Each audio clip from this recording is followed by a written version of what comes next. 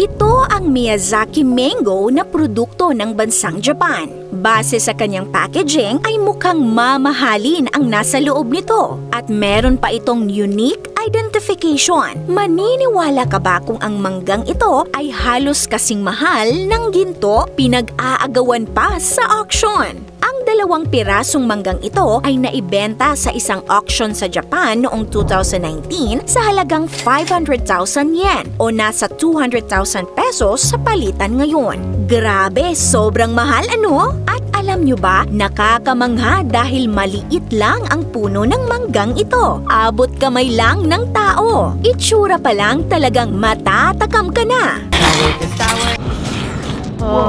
Ano kayang mayroon sa prutas na ito para maging pinakamahal na mangga sa buong mundo?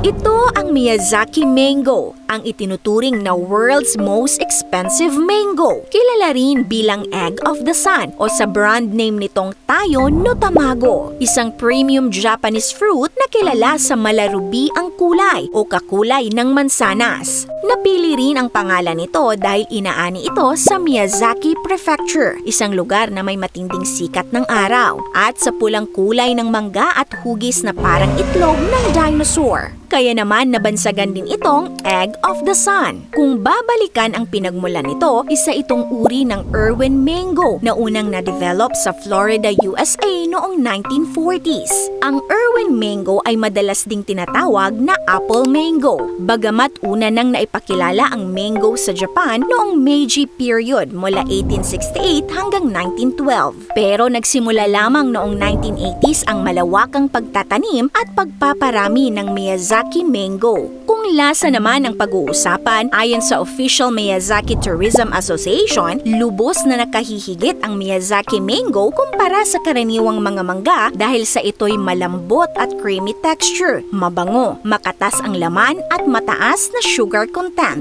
Bagaman kilala ito na matamis, mayroon pa palang hihigit sa tamis nito. Ayon sa Inquirer.net at PhilStar, itinanghal ng Guinness Book of World Records noong 1995 ang Carabao Mango mula sa Zambales bilang World's Sweetest Mango. Gayunpaman, as of this writing, wala po kaming makitang published article or video galing mismo sa Guinness World Records na magpapatunay sa claim na ito. Kilala rin sa tamis ang Carabao Mango ng Guimaras na kinikilala bilang Mango Capital of the Philippines.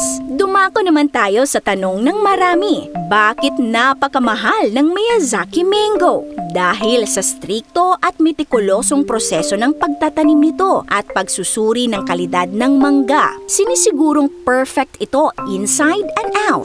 Ngunit paano nga ba ito inaalagaan? Kailangan nito ng mga bubuyog para sa mas matagumpay na ani. Mahalaga ang pollination tuwing flowering season dahil kung walang mga bubuyog, hindi lalaki ng sapat ang mga mangga. Pero kahit pollinated na ito, hindi ito nangangahulugang lahat ng mangga ay magiging Tayo no Tamago. Inaalagaan ang mga puno sa greenhouse na may mahigpit na kontrol sa temperatura, maayos na ventilasyon, tuyong hangin, protektado ang mga mangga mula sa gravity at maayos na nasisinagan ng araw. Sinusuotan din ng maliliit na net at nilalagyan ng reflector sa ilalim ang bawat mangga upang pantay na tumama ang sikat ng araw sa prutas. Nasisinagan lahat ng bahagi nito. Sa ganitong paraan, nakakamit ang pantay na kulay ng prutas para maiwasang masyadong naiiba ang kulay sa bandang ilalim ng mangga. Kung may mangga namang napupunta sa lilim, itinatali ito upang ibalik sa tamang posisyon. Gumagamit din ng light reflectors. Sa unang inspeksyon, maingat na sinusuri ang itsura ng bawat mangga upang matiyak na mapula ang buong balat at walang bakas ng berde sa ibang bahagi. Pagkatapos, susuriin ng makina ang tamis, timbang at laki ng mangga. Hindi dapat bababa sa 15% ang sugar content nito. Nasa 350